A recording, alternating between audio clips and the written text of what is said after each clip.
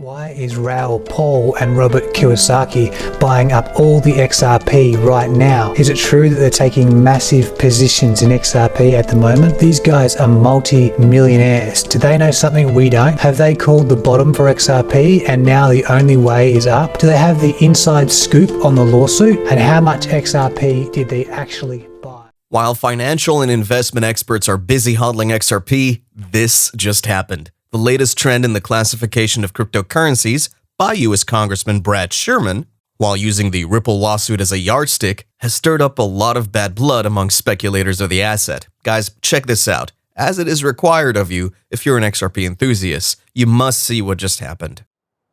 Thank you so much for this time. Those in the cryptocurrency space are naturally pro-crypto. Their fortunes, their relevance, their fame depends upon the success of cryptocurrency. Cryptocurrency is something you can bet on, but if people want to have the animal spirits to take risks, I'd prefer them invest in equity markets to support the building of American companies, or the California lottery to support the schools in my state. Cryptocurrencies are highly volatile. So if one person makes $1 million and retires at age 45 and 9 lose $100,000, Coinbase makes money. The one millionaire goes on TV and says how wonderful it is, and 9 others do not retire in dignity, but instead become eligible for Medicaid. Cryptocurrencies can ultimately be successful only if they're successful currencies. And evading the know your customer rule is the one thing that cryptocurrencies have as an advantage to the US dollar. Cryptocurrencies have the political support of the patriotic anarchists who are rooting for tax evasion. I hope we shut it down. Meanwhile, just as the U.S. government continues to drag its feet regarding digital assets regulation, in Palau, where Ripple is building a USD-backed coin on the XRPL, the House of Delegates introduced a digital residency bill that will allow foreign investors to start businesses from afar and also open the market to the use of cryptocurrency. So what is this news about XRP that just happened that I'd like you to see? Well, stick around until the end of this video to find out. In the meantime, hit that subscribe button, turn on bell notifications, and don't forget to check out the description section for some useful links.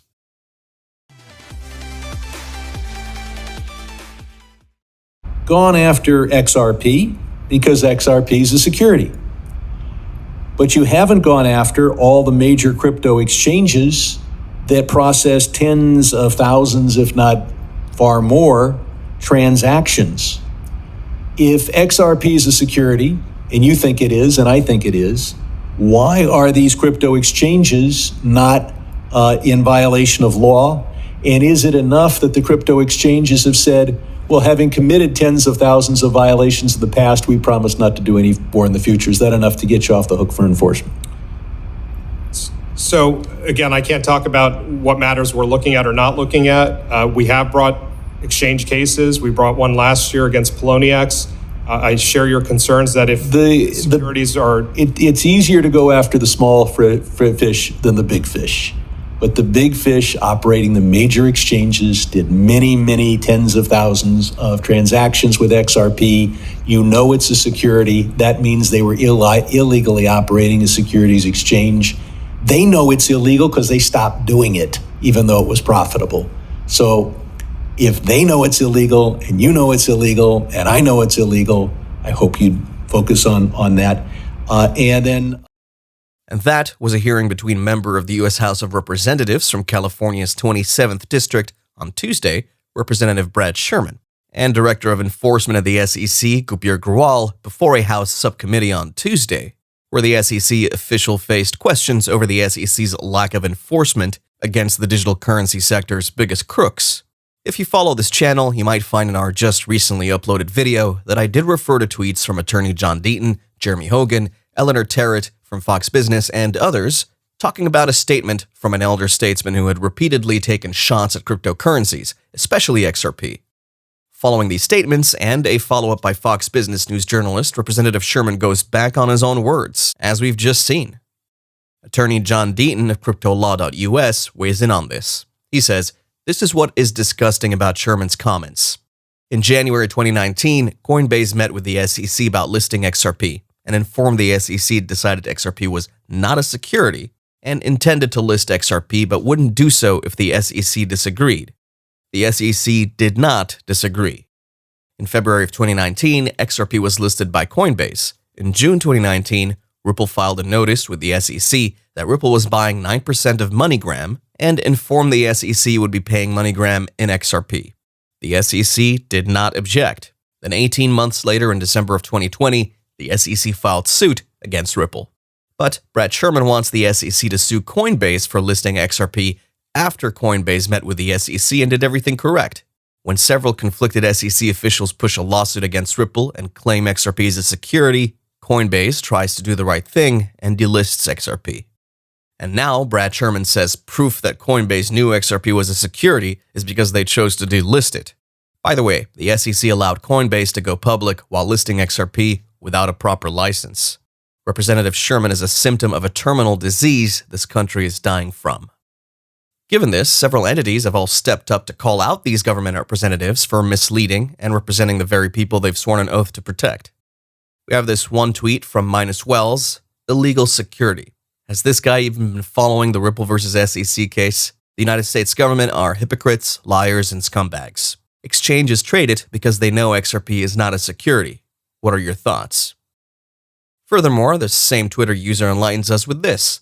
Brad Shearman has an entire webpage on anti-cryptocurrency and is asking for donations. This is unbelievable. How do we get this American cancer out of office? Through further research, we find this. Congressman trying to shut down cryptocurrency gets biggest donations from big banks and financial institutions. Guess how much money the American Bankers Association gave him? And even more exciting is the last few paragraphs, where the writer of this piece goes on to point out the various possibilities why someone with dubious and ill-informed views on cryptocurrency like Rep. Shearman would want to superimpose his judgment on the entire nation. According to data gathered from OpenSecrets.org, a good number of this congressman's biggest donors include some of the country's big banks and mainstream financial institutions who have similar interests threatened by the advent of cryptocurrency. The following financial companies rank among Congressman Sherman's biggest benefactors to his 2020 campaign committee. Looking into more on that, it shouldn't be long before you figure out why someone with Congressman Sherman's background would constantly highlight the alleged threats posed by cryptocurrencies to Americans and the U.S. financial system at every slight opportunity he gets. This newly disclosed information provides some insight into why Sherman persists in seeking to ban cryptocurrency. Sure, such a restriction would deprive his constituents of the freedom to make their own investment decisions and shield their finances from stealth taxation via inflation. But it would serve the interests of Sherman's biggest donors, and it seems like that's what really matters to the congressman. Among those, one tweet that really got to me was from JV the Great. I guess Coinbase and the rest of the crypto industry thought that the SEC would stop at XRP with the security claims. LOL. Hope they're prepared to delist most of their listings. Brian Armstrong should have stepped up and joined Ripple from the beginning. But guys, this wraps it all up for me. It's clear to me the SEC cares more about delaying the outcome of the Ripple case than the outcome itself. That's why they're attacking crypto on multiple fronts: LBRY, Coinbase, other tokens, etc. They don't want a loss against Ripple before they can score a win somewhere else. Whereas, somewhere else across the country, in order to underscore its digital residency, the government of Palau has decided to employ the Ripple protocol to build a USD-backed coin on the XRP ledger as the country's official digital token. News of this was disclosed to the general public following the introduction of a digital residency bill by Palau's House of Delegates that would allow foreign investors to start businesses from afar and also open its market to the use of cryptocurrency.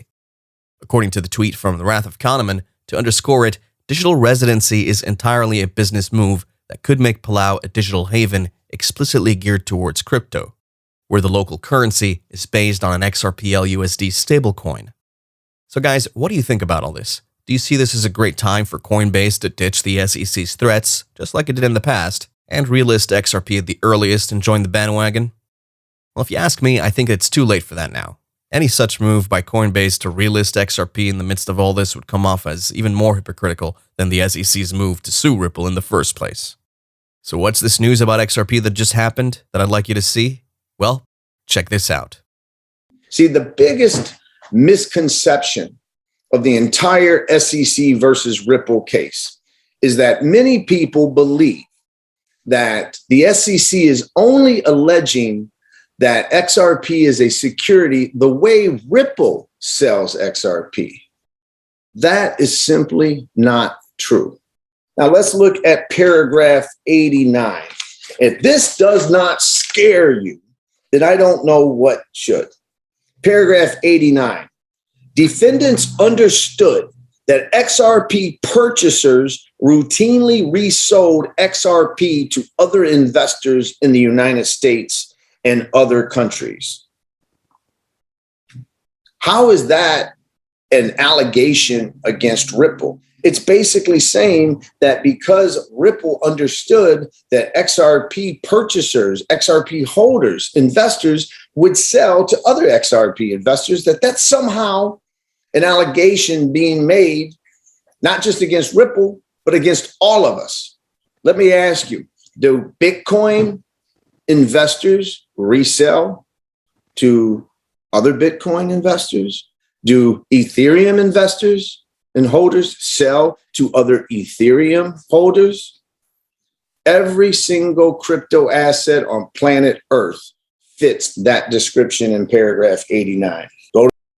Should that be for a fact what Attorney John Deaton just said, which you and I know is true, then the SEC truly has no case against Ripple.